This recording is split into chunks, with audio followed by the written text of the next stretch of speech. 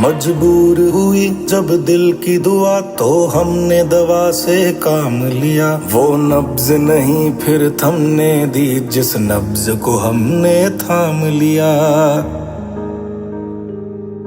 बीमार है जो किस धर्म का है हमसे न कभी ये भेद हुआ।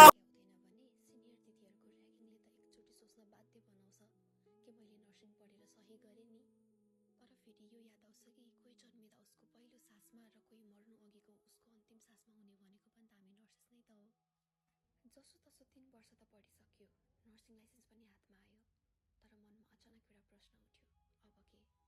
10-15 लाख भन्दा ज्यादा सकेर मामबाबाले पढाउनु त भयो, तर यत्रो लागेको लगानी उठाउनु कसरी?